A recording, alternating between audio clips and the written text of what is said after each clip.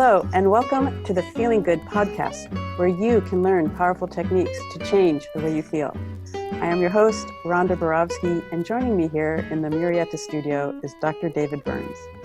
Dr. David Burns is a pioneer in the development of cognitive behavioral therapy and the creator of the new team therapy. He is the author of Feeling Good, which has sold over 5 million copies in the United States and has been translated into over 30 languages. David is currently an emeritus adjunct professor of clinical psychiatry at Stanford University School of Medicine. Hello, Rhonda. Hi, David, and welcome to all of our listeners to episode 138. This is our part 2 of the series that we're working with Sherri about a horrible trauma that she experienced when she watched her husband almost die from a heart attack. Right. And just to give a very quick summary, last week we listened to the first TEA of TEAM therapy. We went over her testing, and at the end of the session, we'll review her testing again. We empathized last E equals empathy. We did that portion of the session. And A equals paradoxical agenda setting, where we brought out the idea. We didn't comment on this last week, but it was another very powerful point that showed how her suffering, her so-called post-traumatic stress disorder, is actually, she's not struggling with a brain illness. Her symptoms are a manifestation of what's most beautiful about her, what's most awesome about her. And it's my belief that that's the most powerful and unique part of team therapy, because when you do the positive reframing, you give the patient permission for a powerful, self-loving, self-healing voice to emerge. We'll see if that happens with Sherri as we go on to the M equals methods. Exactly. And, she came up with a lot of benefits of worrying and a lot of benefits of, what the worrying and the embarrassment and what the worrying about her husband and the embarrassment about disclosing her tears and her sadness in front of her colleagues showed about her that were really beautiful and really awesome. I just kind of fell in love with Sherri. I don't mean in an unprofessional way, but I just saw her, she just stole my heart away. And I hope it has the same impact on people who hear her on the podcast, because she was so open, so vulnerable. And this is a ridiculous comparison, and I hate making ridiculous comparisons, but I had just watched a documentary on television about penguins. About penguins? Yeah, and the horrible cold that they have to fight against to survive, but the tremendous bond between the mommy and daddy penguin. And after they mate, the female, lays an egg, and then the daddy takes over and has to keep it between its feet for 6 months, something like that. Oh. And all the males get together in a big group for that 6 months to try to keep warm and to keep the eggs warm, because if the egg breaks, the baby will freeze to death. And meanwhile, the mommies go out and they hunt in the ocean for 6 months or 3 months, some prolonged time, and they get all this food. Meanwhile, the men can't eat it all. And they're just waiting, protecting the egg as best they can, huddling together and trying to keep this little egg safe. Okay, David, wait. And why did that show about penguins remind you of the work you and Mike did with? I'm coming to that. I'm coming to that. Oh, okay. And then when the mommies come back, they have to walk like 8 miles through the snow to find this 5,000 men huddled in a circle, and then they have this way of finding their mate. And the sad thing is, this one male penguin got bumped or something, and the egg dropped. Oh. And it showed him hanging his head as his wife approached, and how sad. And then she hung her head, and how sad they both were, and how much love they had for each other and for this little baby that died. And when I was working with Sherri, that picture of those penguins and how vulnerable they were, and how genuine and how sad, and it just stole my heart when I saw that on TV. And when she talked about how much she loved her husband, it stole my heart. Yeah. And she did have a tremendous amount of love for her husband. Yeah. And that was pretty clear throughout everything that she talked about. In fact, I feel like when you're doing therapy, when things are going well, it's like such a fantastic gift to have a chance to be a therapist. And then when you can help someone change their life, it's just mind-blowing. Should we dive in and give a listen? It's a little awkward to follow that penguin story, but I do have a couple questions I want you to talk about. So at some point you said to Sherri, when you're going through all the positive reframing, you said you were pushing harder for her thoughts and feelings to come out. Throughout the whole process, you seemed pretty gentle with her, but that part you were definitely pushing her. I don't know if you remember, it's because you haven't seen it in a while, but why do you push people so much harder in the positive reframe section of the therapy that you do, or that you're teaching I can't remember, what was I pushing her about, to do the positive reframing? Yeah. Or well, I just want them to see to see something. I can be very aggressive as a therapist and very, very direct. And I think if you have great warmth and great empathy with a person, it gives you the leeway to be more aggressive. And that's the strength that you were talking about before, about empathy. When you had that strong therapeutic empathy, you were able to push her in the positive reframe section. Yeah, because I wanted her to see something that she had never looked at before, namely how beautiful her suffering showed about her, that was just incredibly beautiful, and what it showed about her fear of the audience judging her. Well, it shows her love for them and her wanting to be close to them. I presume that's what I was pushing her to see. I believe so. And it was, she summed it all up when she said this statement: "It's weird that all these positives would come out of something that's driving me nuts." And that to me is the perfect description of what the positive reframe is. Yeah, and that's what team therapy is all about. That is, I think, my biggest gift or discovery of my career. There have been several things that have been mind-blowing, but I think this is the most powerful of all. When I first learned about cognitive therapy, it blew my mind, and it's incredibly powerful, and it's still as valid today as it was when I first learned about it, but this is even more powerful. Well, let's change the subject a little and talk about something a bit more controversial. Sure. Exposure. So I think in this discussion, I told you that before we started this podcast, I told you I'm on another listserv, and someone had posted something on that listserv that no one does exposure any longer because it's so damaging to the patient. Yet when you were talking to Sherri about her process resistance, or asking her to do something she may not want to do, you said you wanted her to fantasize intentionally about her husband's death, and she said, "No. I've had enough of that. I don't like that at all." And yet you pushed her to do that. Can you talk about that? Yeah, actually, we didn't do that up to that point. We'll talk about more, did we do it eventually? And if not, why not? And if so, why? But yes, it is my position that you must get the anxious patient to agree to exposure in order to take them on as a patient, because in most cases, not all, but in most cases, the exposure is going to be mandatory if you want to get a complete cure of any type of anxiety. You can almost never, I'll say almost never, effectively treat anxiety without exposure.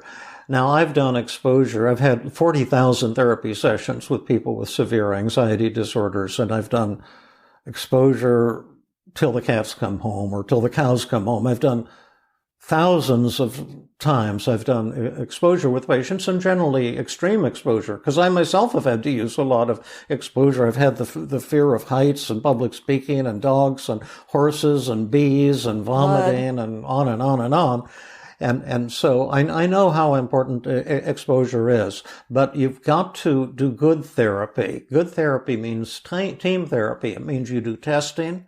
You do perfect empathy, and then you do agenda setting before you'd go on to a powerful tool like exposure.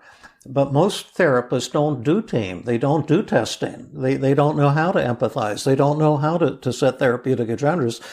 So they're like cowboys, and they come in firing with their new guns, which might be some exposure they heard about in a workshop, but they didn't bother to get perfect empathy and trust with the patient. They didn't set an agenda to let the patient know, this is what we're going to have to do for you to recover. Or are you willing to do these things if I agree to take you on? It has to be a collaborative thing involving great trust.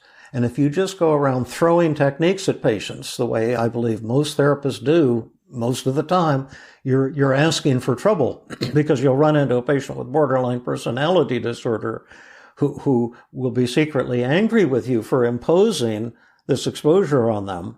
And then they'll decompensate as a way of punishing you. And it's because, well, it wouldn't just be a person with borderline personality disorder. Sherri even said no. And then after you talked to her about the importance of exposure, you made the point with her, most therapists, when a patient says, no, I'm not going to do this, they stop. Yeah. And I also call that reverse hypnosis. Most therapists are afraid of exposure the way most patients are afraid of exposure. That's why that therapist says, oh, we're not using exposure anymore. It's way too dangerous. That's just the verbalization of this reverse hypnosis. Therapists who get afraid of exposure. And if you fear exposure, generally the treatment will be doomed. Well, you won't do it. Yeah, you won't do it, and then the patient won't have the chance to recover. It's a highly controversial area, but I have, super strong feelings about it. And if it hadn't been for having done so much exposure, and I've never once had a negative reaction to exposure. And that's, I think, because I've always had good therapeutic empathy because I'm measuring it and because I'm always putting a lot of effort into setting the agenda. Yes. So what you're talking about, exposure is necessary, but you're also talking for dealing with anxiety, but you're also talking about there's a huge amount of work that goes in advance before you do. Yeah. And that's what most therapists don't do. And that's what the team model really is teaching us what to do. Yeah, we're talking about not just the science of therapy, but the art of therapy. And some therapists can learn how to do team therapy, and I think many will not be able to learn it because it does ask so much of the therapist, not only in terms of intelligence, but also commitment and learning something that's really difficult. A lot of practice and the ability to take negative feedback and really refine your tools. And my own teaching style has just so radically changed over the years because I've always gotten feedback. I've never had a therapy session, even back in the late 70s, when I wasn't getting feedback at every single session from every patient. And it has radically reshaped the way I do therapy. What I thought was really interesting was the pushing her to agree to do exposure, and really proved and showed the trust and empathy that she had experienced with you and Mike. And you didn't actually do exposure with her regarding the fear and the worry about her husband dying. You did it regarding her colleagues and her fear that her colleagues would judge her. Well, let's get on to that and see what happened. Good point. Okay, Okay, well, you're ready to rock and roll here? Reluctantly, but yeah. Okay. Now, we'll start with some cognitive techniques here, and you've given us about 10 really excellent negative thoughts, and we can work on, choose one to work on first. They're all really good thoughts, these and the ones on the other side as well. Okay. Let's do this number 2. If he could die in the future sooner than like a normal lifespan. Okay. That well, like have another heart attack. Yeah, that's an anxiety-provoking thought. Yeah. Now, what let's do here, on the back of the daily mood log, you'll see the distortions there. He could die sooner than normal. Are there any distortions in that thought? Yeah, overgeneralization. Now, I like what you're saying, and put overgeneralization here. Where? OG. Yeah. You can just put OG in the distortion column. That's one, because if he had one, he's going to have more, and he's going to die. That kind of thing. Exactly. So that's a good call. And why is that a distortion? Well, because it's not necessarily true. Mm-hmm. Okay. I mean, he hasn't had, and he's been great, so it's not necessarily true. By the way, would you mind writing down what you just said? Where, here? Yeah, say that's not necessarily true because, what did you say? That's not necessarily true? Well, because he hasn't had another one, so, and it's been more than a year, so. Uh-huh. True. And you say he's in good health at this point? He is. The doc said he'd have, this is why this thought is so stupid. Mm-hmm. It just works. Yeah, it worked. Yeah, right now. I'm going to cry again. But look, Let the tears the come out. doctor just said to us, he has a normal lifespan now.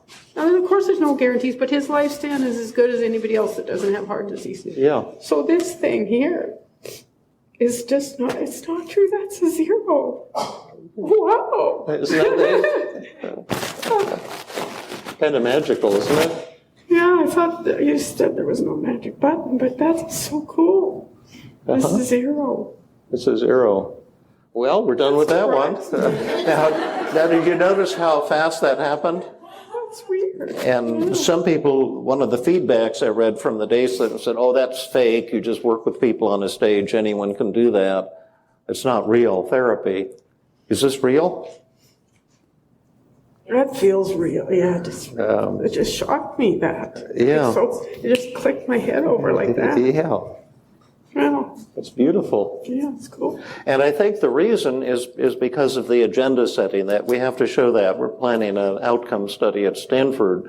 One of the faculty members is developing a team therapy outcome study. So we hope to find out more of the truth about these things. But I believe it's because of the paradoxical agenda setting. See, you're a smart and powerful woman. Thanks. And you just crushed that. Do you see what I mean? Because you wanted to. But I didn't do it with the doctor saying it just. That wasn't enough. I had to do all the other stuff first. Exactly. Exactly.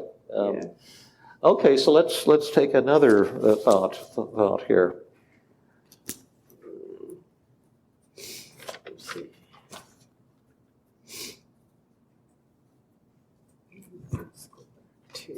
Okay. Well, this one is funny, but I won't be able to feed myself. Okay. So my husband and I laugh about this stuff all the time, and so do my friends. There's a lot of teasing and joking about it. Yeah. But it hurts and it's frightening. It's not that it hurts. It's just like when I was single before, I'd go with friends or I'd go out or whatever I do. And now that I'm Jewish and there's one kosher restaurant, it's going to get pretty sickening eating there every night. Yeah, that kind of thing. So and he teases me about it too. He says, if I'd have died, you'll starve, kind of thing. If you'll just starve, and I don't want you to starve. And then we laugh, and Sure. but it is scary Sure. of not. And I don't want to cook. That's the other problem. People say, well, you'll learn how to cook. I hate it. I don't want to do it. Yeah, well, I'm with you on that one. Me too. Oh, good. I Treat hate not cooking. cook. I love it. So let's take a look at the do this distortion list. Okay. What are the distortions? And I won't be able to feed myself. Well, it is all or nothing. I'm either going to starve or I'm going to eat something. Oh, I love that. Put AON Where's that? in right there, I think. It is for sure that I'll either starve or I'll eat, or I'll be able to eat. Yeah. Okay. And what are that? That's a great call there. And why is that a distortion? Why is all or nothing thinking? Why I wouldn't starve. I mean, I do have the good friends. I could hire a cook person. I could.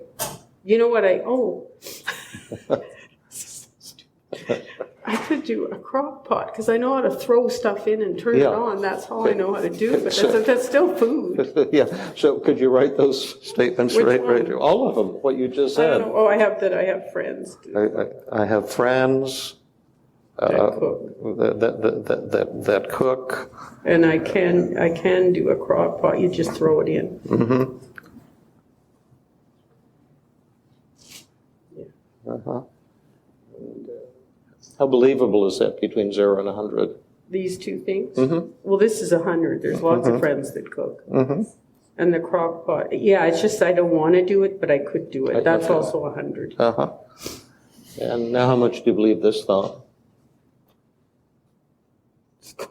It's good. It's gone 0. But don't let my friends know that. I won't. Keep their Yeah, reputation. exactly. Yeah, I was thinking the same. Don't let my wife know. Exactly. Plenty of dinner invitations that way. Now I'm going to crank into a higher gear. Now we're just doing what's called identify the distortions and the straightforward technique. And you're doing really well. And the reason this is popping like popcorn again is because you've made the decision to crush this system. Now, would you like to move to a more aggressive role play technique? Yeah, why not? Okay. Yeah, sure. Do you want to try a gentle one or an aggressive one? You just said aggressive. Well, we can do a gentle also. We'll do aggressive. Aggressive. Okay. Now, what is your name? Sherry. What is my name? David. No. Well, that's what I'm going to call you because you're David. No, I'm Sherry.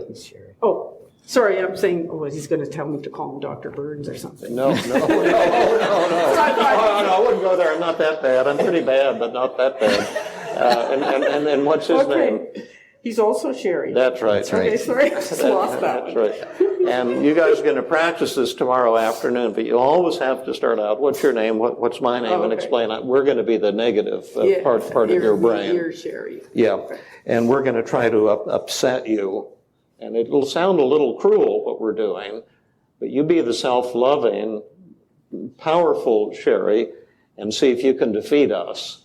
And we'll speak in the second person. You will say things like, well, you won't be able to feed yourself, you're probably going to get emotional up on stage and things like that. You speak in the first person I. Huh? What? I don't know how my role is. I know you're me, but what am I? You're yourself, and you're going to speak in the first person I. Okay, so I'm just going to say the things that I can't do, or these things? You're going to try to defeat us. So let's just do it. Okay, you'll just do it. Yeah, and then if you're having trouble, we'll do role reversal. Okay. So you'll get the hang of it really fast. In fact, I'm just going to start it, and then Mike and I will take turns. I'm going to start it where we left off. And could I talk to you for a minute, Sherry? Yes. You know who I am. Yeah, you're Sherry. Yeah, and I'm that negative voice in your brain, and I just want to remind you that if your husband dies, you're not going to be able to feed yourself. Yeah, well, that's what I think. And it's true. Well, some of it isn't true, though. It's partly, but it's not all true, because I figured out some things that I could do. Mm-hmm. Such as what? Well, ask friends to feed me. And they would. They do. They would. I know that. When he was in the hospital, they did. Mm-hmm. And or the crock pot, which is the less one I want to do because it's cooking, but I could still manage it. Okay, so who won that exchange?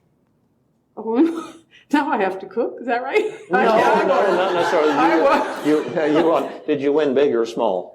Big or huge? Huge, okay. Yeah. And you want to get to huge, and I knew you could defeat that one just to get you rolling. Yeah, now we'll do ones you haven't done yet, and Mike will carry on here, and then we'll take turns, and you can blow us apart one at a time. Hi, Sherry. Hey. Hi, Sherry, yourself. I'm that voice in your head. Yeah. I just wanted to remind you, because this is pretty important, that he would have died. Yes, he would have. If I hadn't have called 911, he would have died. That's what they told me in the hospital.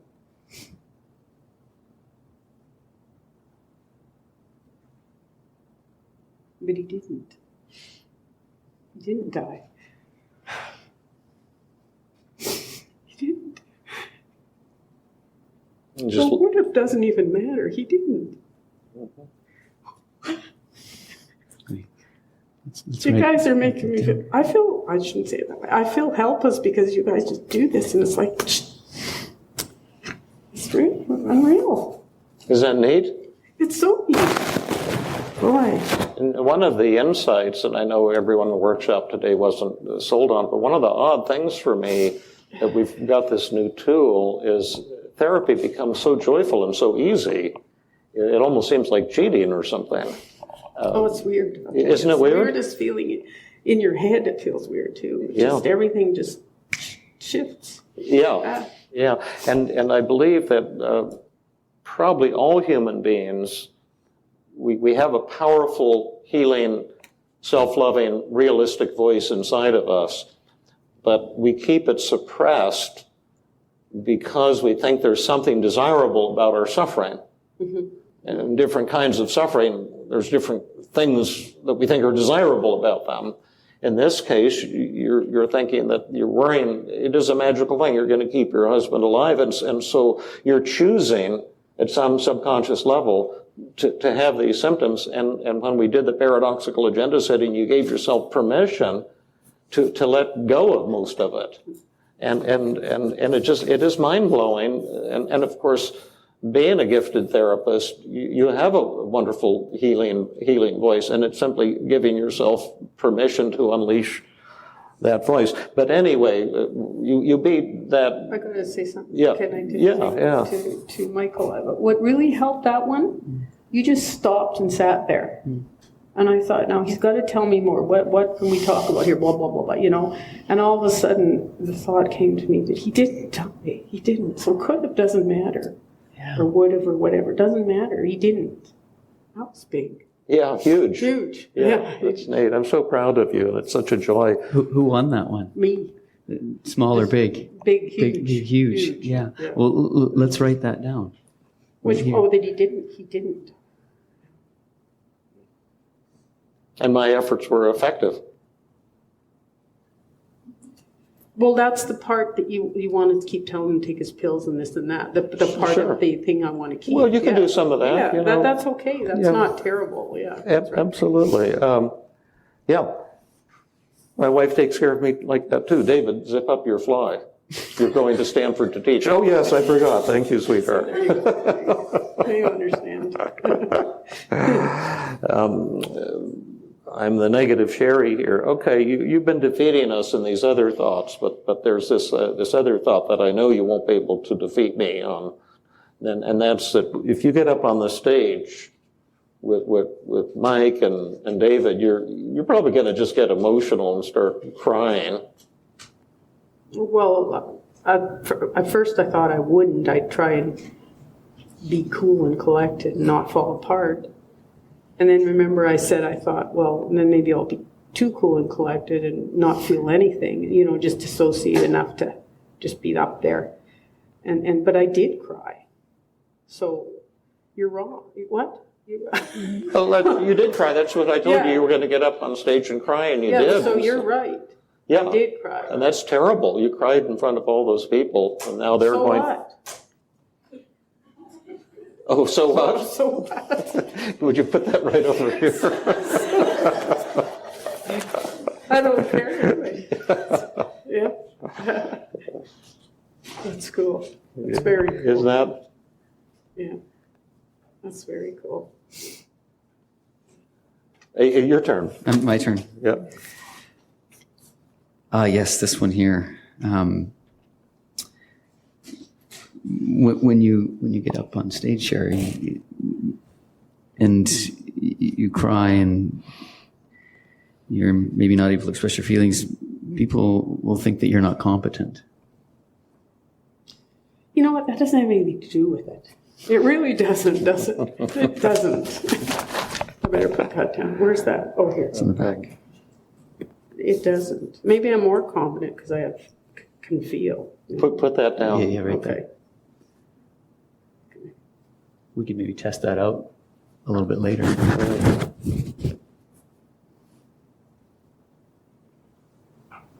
So what did I say? What was the last sentence? I doesn't have anything to do with it. And then it makes me more. Makes me more Make me confident. more Because I can feel. Have you ever cried with the patient? Yeah. I think And I'm not scared to say that now. Yeah. Usually I wouldn't, but yeah, some of the stuff you just sometimes do. You lose it. Yeah. They don't mind. It's they a really beautiful. don't mind. It's a beautiful No, thing you in my opinion. It's a matter of tone. Like if the patient says, "I feel worthless," and then you start sobbing and say, "Oh, I feel worthless too." That's not how it happened. What just happened? Humor, was that okay? What does the humor tell us? Huh? Well, I feel pretty relaxed. Yeah. Right now I'm relaxed. Yeah. And it's also a teaching tool.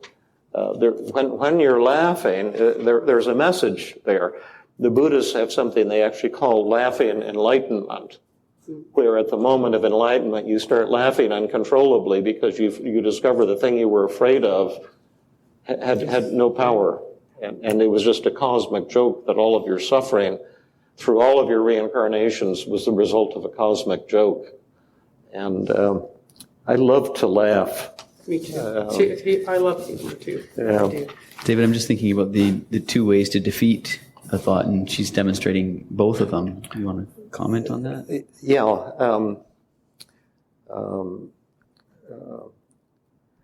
Well, did we do they'll think I'm not competent? Yeah, is that Yeah, the we one just we're did working that at? one. Yeah, and then I'll show you another way to defeat that thought. Okay. You use self-defense, which you argued against the thought and you defeated it. Yes. You can also defeat a thought by going in the opposite direction, which is called the acceptance paradox. And I'll be the positive Sherri, you be the negative Sherri, and that's just what you had in mind, and say to me, if you cry on stage, they'll think that you're not competent. If I cry on stage. Say if I'm going to be the positive Sherri, Okay, so you're going to try to upset me. If you cry on stage, the audience will think you're incompetent. Well, they'll be absolutely right. I mean, I have many more incompetencies than crying on stage. That would just be the tip of the iceberg. As a matter of fact, I have wonderful therapeutic skills, and I'm proud of what I've done, but there's many things I don't know as well. Yeah, in fact, the older I've gotten, the more I realize how little I do know. Oh, me too. Yeah. Do you like that? I do. Yeah. I thought it would get better once you're through grad school and your training and everything, but you've still got all these questions. Yeah, exactly. And you know the neat thing about being incompetent? No. My patients don't even notice. They don't. I got them fooled. That's a good point. Do you like that? Yeah, I do. That's funny. And that's just a different way of defeating the thought. Is there anything else here? Like you're going to end up a bag lady? Well, that one is so ridiculous already. Mm-hmm. That's what I thought. How about you're going to lose your good reputation? I don't think so. Not now. I don't know. I don't feel that. Is there anything left here? Any of the negative thoughts that are still grabbing you at all? Well, this one here, I might not be able to express my feelings because, like I told you, I was kind of scared. I'd just sit up here and be professional and all that crap. Okay, Mike is going to attack you with that. Oh, yes, Sherri. Just remember, keep in mind when you get up there, you might not be able to express your feelings. But I did do that. I did express them. Would you just put that right there? Yeah, I did. So we're kind of done with that one. Yeah. Now, I don't know how you folks are seeing this, but I spent much of my career doing pretty high-level cognitive therapy. I've developed, many cognitive therapy techniques, plus I learned, the basic ones from Dr. Beck when I was a psychiatric resident and postdoctoral fellow. But there was often a battle with the patient. You know what I'm talking about? The patient is yes-butting you and clinging to the negativity. Raise your hand if you... Yeah, so all the hands here are going up. And you notice that that's not happening here. And that's what the paradoxical agenda setting has brought to the table. And suddenly what we used to call cognitive therapy becomes way easier. You could really see it in that one moment when I just paused. I had a number of different ideas that I could have given her, but when she came up with it on her own, it was so powerful. It was. Yeah. And you notice also, for the most part, we're not helping you. We're playing the role of your negativity now. See, before we were playing the role of your resistance, now we're playing the role of your negative consciousness. And you're the one who's doing the healing through us. It's like in your mind, like with me, what the experience was when those things happened. It's like a door opened or something. Exactly. I felt locked up in there with this crap. Yeah. And now it feels like a door opened. Yeah. And I saw it in a different way. Yeah, they used to talk about LSD like that, like the doors of perception. You suddenly see things as they really are. I never did that, but if that was like, fine. But yeah, it's just opened. Yeah. Get in touch with reality. So let's just do something right now. You had you say we've reduced the belief in the negative thoughts to zero, and how anxious are you at this moment? I'm not. I'm zero. Zero? Yeah, no. And how embarrassed are you? No, nothing. Okay. And we have a couple more things to do here, do a little exposure, testing the audience, see how they're thinking about you. But what would you say the healing elements are here? Because people watching this, they may think, oh, that was too easy, that was a fake. I've had people say that was a fake demonstration, that couldn't have happened. Or maybe they're going to say your problems were too trivial. Maybe, your husband having a heart attack, that's not bad enough. Maybe someone would say that. You have breast cancer, that's not bad enough. But I can't imagine somebody saying that. But what do you? What are the healing dimensions? Why? After a couple of years of this worrying, and is it suddenly disappeared? What happened here? Why did this happen? Well, you guys really listened.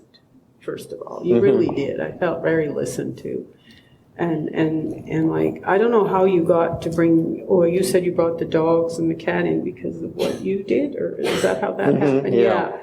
And I thought that was really brave of both of you to disclose that. Yeah. I always thought you were so big. You know what I mean? You're a big guy in the world. You know what I mean? And I'm thinking, wow, he's so big. I'm gaining weight. No, like prestigious. I hope no one would notice. Prestigious, And so when I was scared to come up this morning and even say anything to you because it's just big David Burns, right? And I'm like, you're really human and warm and all of those things. So that was helpful to you. Yeah, I didn't expect that. I thought it would be much more clinical and kind of. Yeah.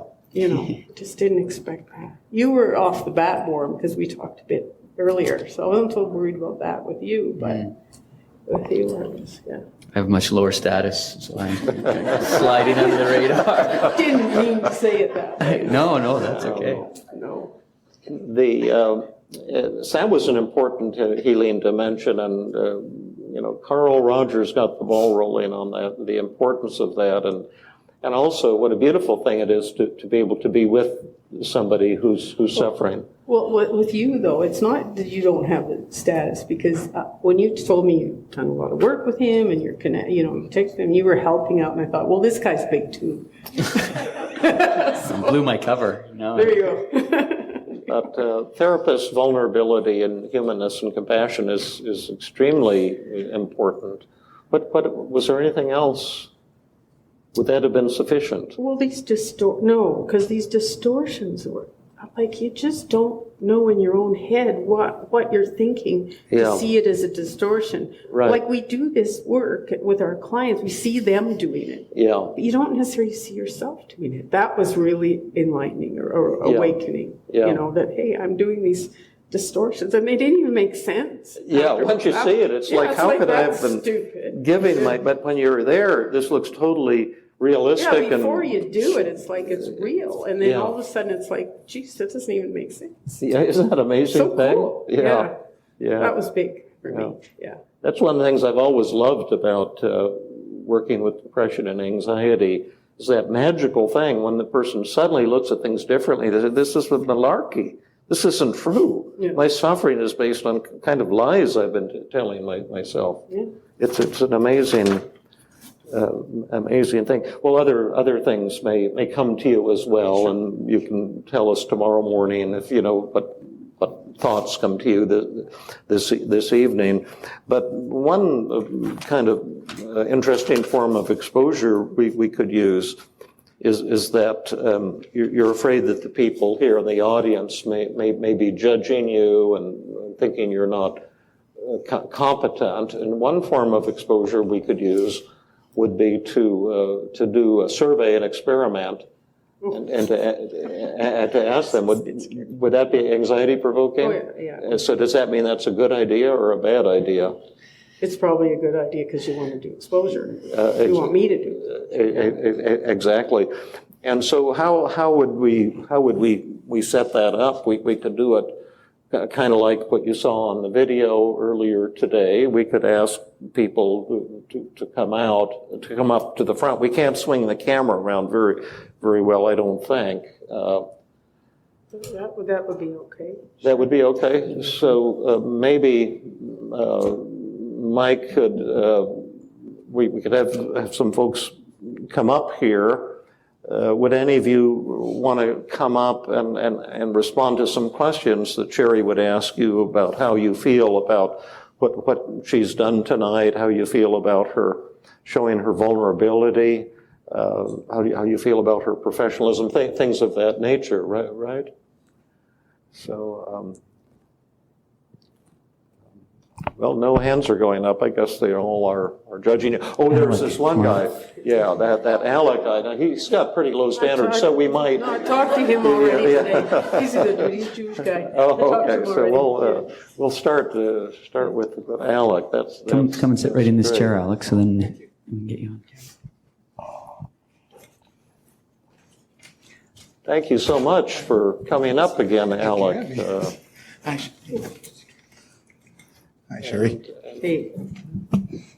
So why don't It's on. So why don't we start by you asking Alec questions, and then if he wants to make further statement, that would be wonderful too. But what would you like to ask him? Okay. So you're a psychiatrist. I know that. You told me that. And I do sometimes consult with psychiatrists and everything. So if you see me here, like bawling and flipping out and whatever I was doing, did that make you might think that I can't manage myself in a session? Did you think that? You know, that is actually an excellent question. I came up here just to let you know how amazingly proud and how much respect I have for you for coming up here.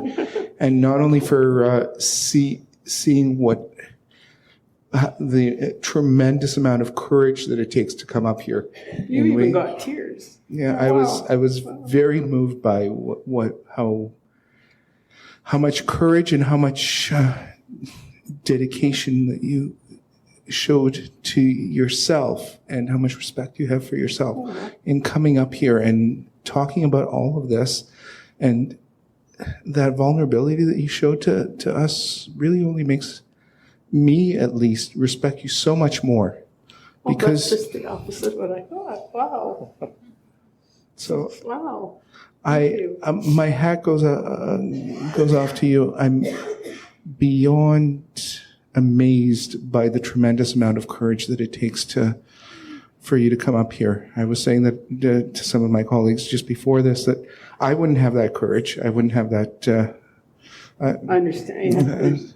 Yeah. I would be frightened beyond anything just to come up here and expose myself. And the fact that you did it, and the fact that you were on the other side of that fear and that anxiety, just really makes me respect you so much more, as not only as a therapist but also as a person. Thank you. Thank you so much. That's fantastic. Yeah, fabulous.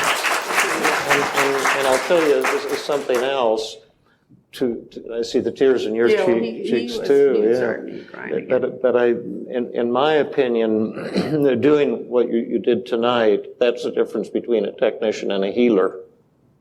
Oh, it's a huge honor. Yeah, isn't that Nate? You're a healer now.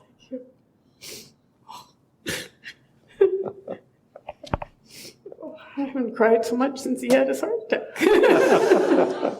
Wow. Thank you. There's another. Now, this lady I know is quite an angry, judgmental woman, and so that was Brandy. Is that Brandy? Yeah. I'm really nervous. That's okay, Alice, too. You'll be just... No, I'm not supposed to say that. Are you really? I am, yeah. I was thinking about coming up here and whether or not I wanted to, and my heart was beating out of my chest, and then I thought, well, you did it. Why can't I do it? I think it makes you more human. And since you're already a therapist, you having these issues yourself kind of makes it less stigmatic, I guess. I mean, there's so many people that have mental health issues and are afraid to talk about it. And I just feel like being able to put yourself out there and having that fear of judgmental, people judging you, I think that's a huge step to self-esteem because, you know, who cares? Who cares if people judge you? This is your journey. And everyone has their own journey, and I don't know, it just makes it humanizing, I guess. That makes sense, yeah. Yes, thank you so much. So those are good words. How do you feel personally toward Sherri? Those were beautiful, kind of elegant words, but what is your personal feeling? Well, it makes it feel like there's more of a personal connection. I think that it makes me feel more connected, I guess, to you. You like Sherri? I do like Sherri. Yes. Did you know her before the workshop? No. But you feel close to her, and you like her. Yeah. Do you admire her? I do. Thank It you. took a lot of courage for you to come up here and expose yourself, and I didn't even expose anything, and I was freaking out thinking about coming up here. So there you go, right? So Thank you. Thank you. Lovely. It's beautiful. Yes. Yeah. Thank you. One of the women I teach with, who I mentioned, Jill Levitt, Jeez. who's one of my co-teachers for the weekly Stanford group.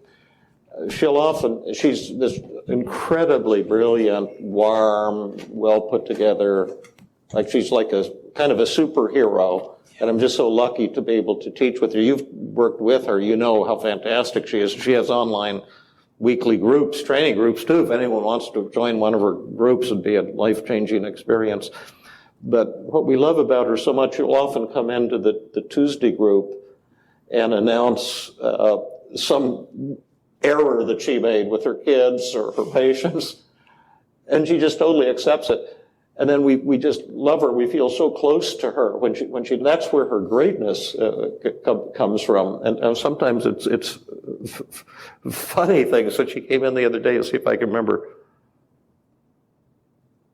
Oh, I can't remember it. She had emailed more cats.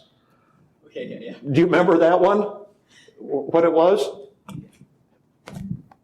He's the guy that started the Feeling Good Institute. Yeah, what had happened was somebody had sent out a kind of a review, kind of a personal review, and sent it to Mayor, who's kind of the president of Feeling Good Institute, and to Jill. And Jill responded back, and it got sent out to everyone, and like the entire mailing list, all team therapists. And she was feeling pretty badly kind of about that. But what was it she said? What was it she said in the email? Oh yeah, what was it she said? I remember what it was. She dictated it or something into her phone, and then hit the send button. Yeah. And she was trying to say something like, "Hi, Mayor," and it came out, "I'm a whore." And it was sent out to the entire training list of 2,000 people. And she came in and told us, anyway, we'll get back to reality. But isn't that funny? That's a riot.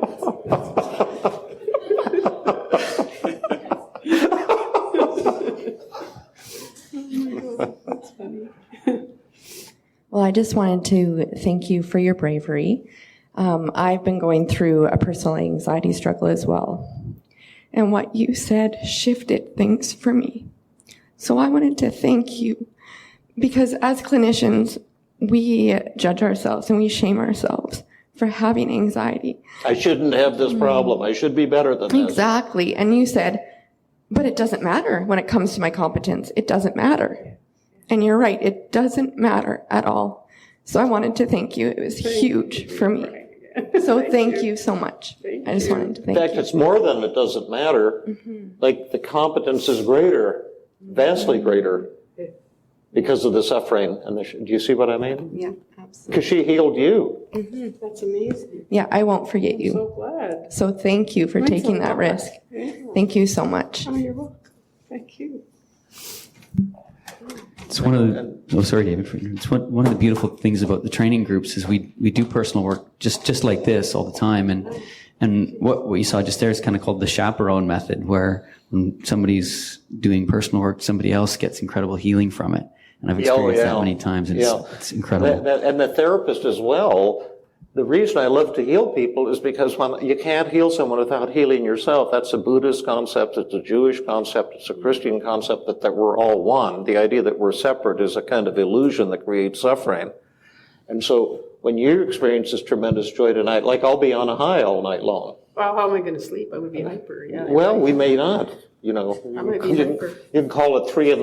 and tell me what you're thinking about. I'll tell you my reflections. But you're touching all of these people. I had no idea. Isn't that amazing? Yeah, I had no idea. That would happen. It's amazing.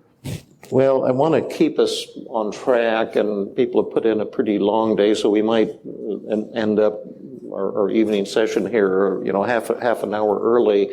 And I think afterwards, some of them will probably want to come up and talk to you. You're probably kind of getting into rock star status at this point, and you'll find out.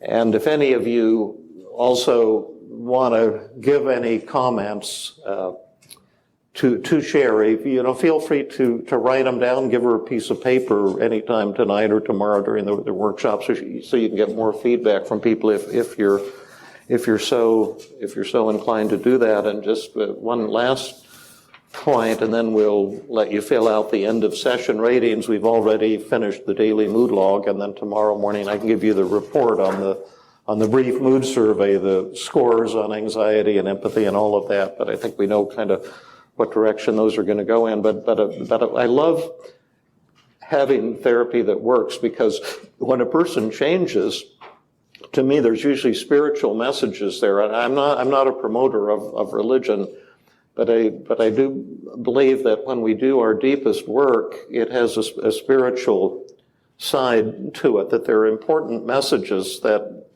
most religions have tried to convey in one way or another.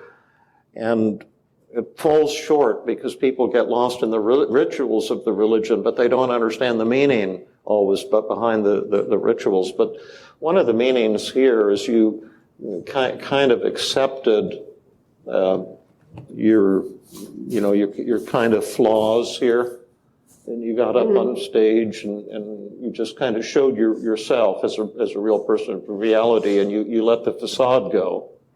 Yeah, I did. I didn't think I could do that, but I did. Yeah, and so you just showed your raw, vulnerable, defective self, kind of like my cat Obi. Yeah. Right? Yeah. And then when that happens and you accept your broken, flawed nature, you become a giant at that moment. Yeah. That's when the miracle happens. Yeah. Isn't that interesting? Yeah. But we spend our life hiding who we really are and trying to impress people, and then people get turned off. Yeah. Which is just the opposite of what you want. Yeah.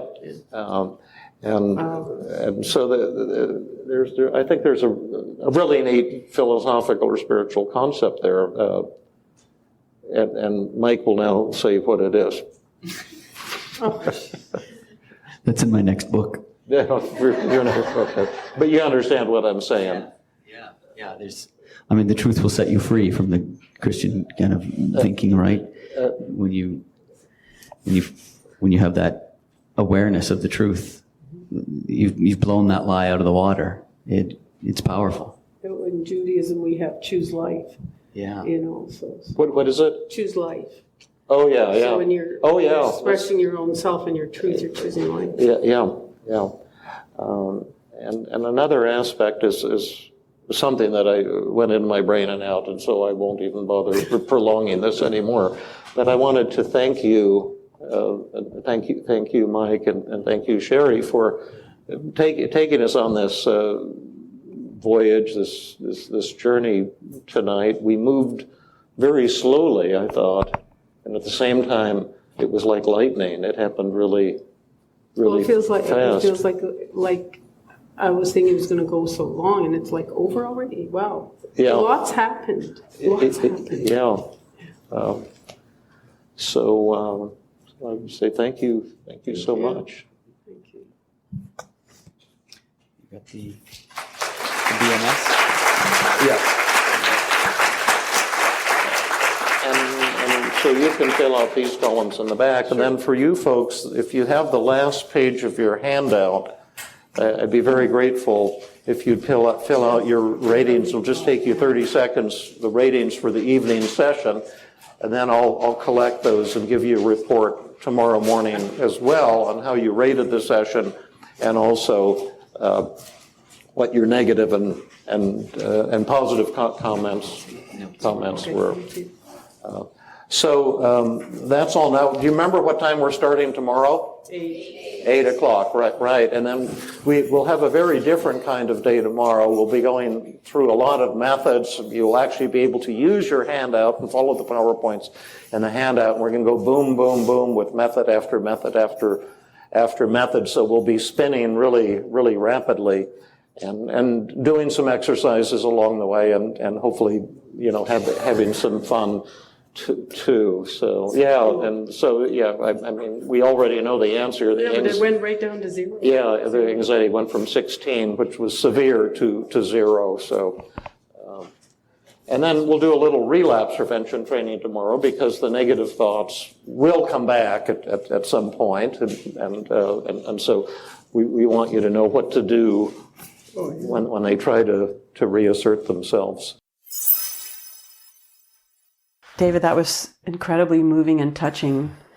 And to see Sherri healed from the trauma of her husband, the worry and anxiety that she has that her husband is going to die any moment in front of her, and to experience the joy that she did and watch that and hear about that, and even the incredibly beautiful things that her colleagues said to her.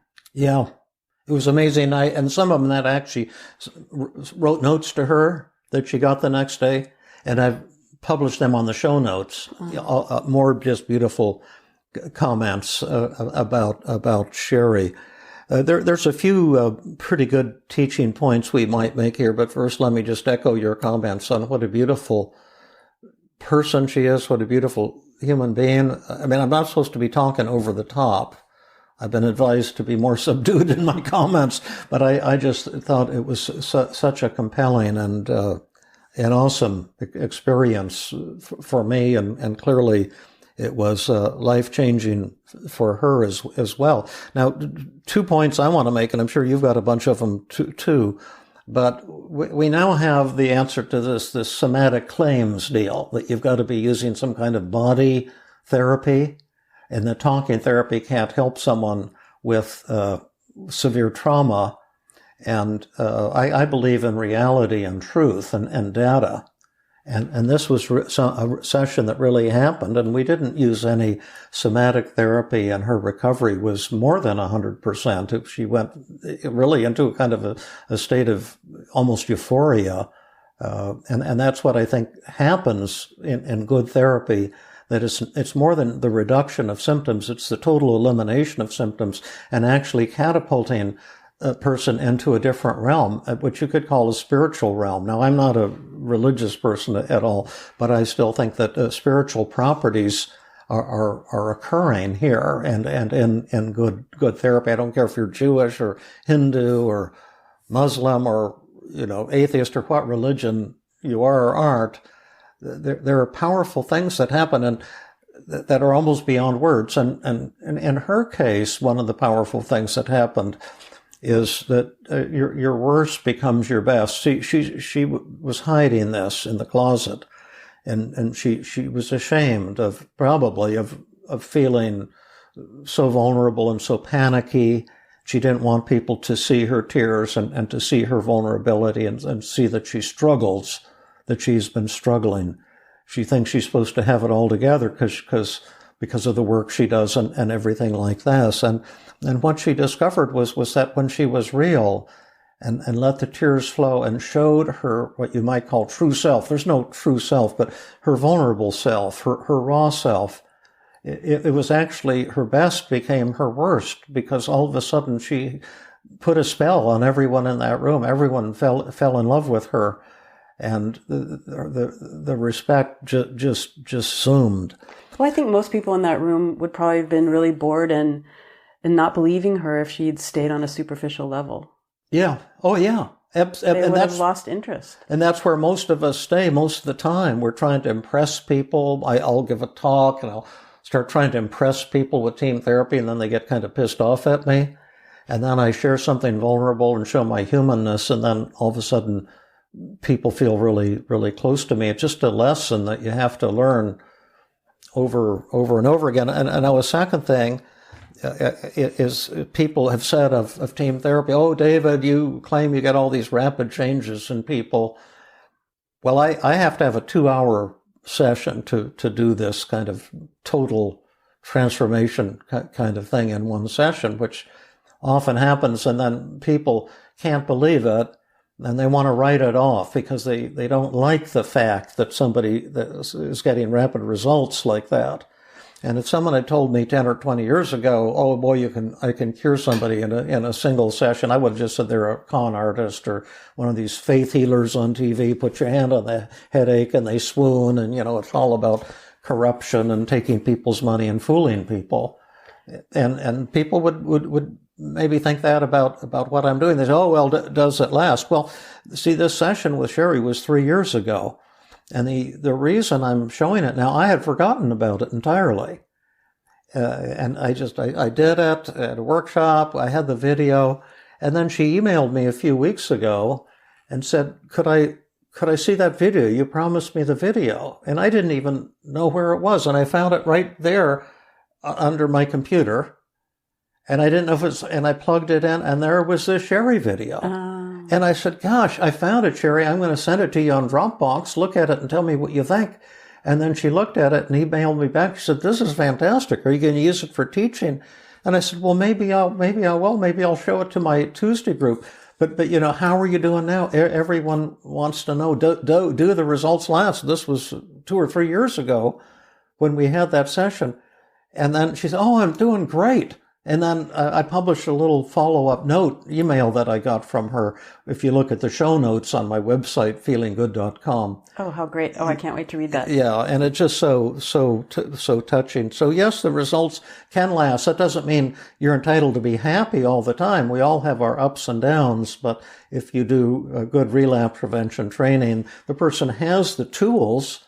They've learned already how to crush their negative thoughts. Because when we did our fractal psychotherapy, it's just always the same thing that comes back. For each person, it's different, but it's the same for you.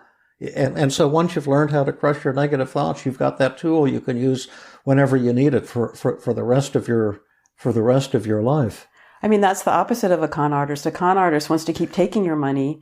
And if you effectively treat someone in an hour and a half or a 2-hour session, you're done taking their money because you've taught them how to continue healing themselves throughout their lives. Yes, and furthermore, I treat everyone for free, so I don't even get their money the first time around. So I have no motive to keep them in therapy for a long time. I just my only reward is to see them get cured and joyous and euphoric. Well, I was talking about therapists like me who do take money still. But one of the things that I loved is that you ended this work with Sherri with this comment. You said, all human beings have a powerful, realistic, self-loving part inside of us, but we keep it suppressed because we think there's something desirable about our suffering. And I love that idea that everyone has a powerful, self-loving part of themselves. Yeah, it's just so neat because it makes therapy easy. I used to have to fight with people all the time because I didn't know how to reduce resistance.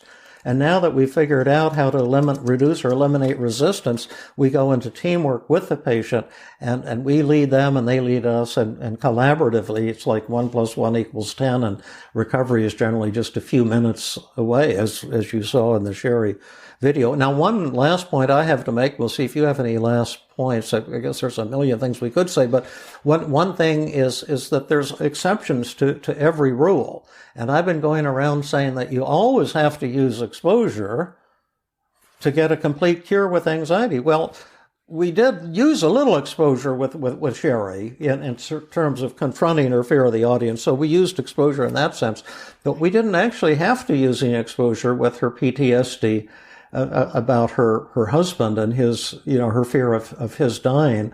And a colleague said, well, why didn't you use exposure? And well, I could have added that to the mix, but by the end of the session, she was so euphoric and so completely recovered that, it's like beating a dead horse type of thing. We don't need any more tools.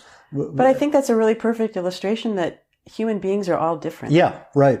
And that you started, you got her to agree, and you developed that clearly showed you had the trust with her that she would go there if you wanted her to. Yeah. But identifying the distortions and the externalization of voices techniques were so powerful. Yep. She actually didn't need to do exposure. Yeah. Maybe for someone else, I had a patient today who did not like doing identifying the distortions. It didn't do anything for her, so we skipped that. But for Sherri, it really worked.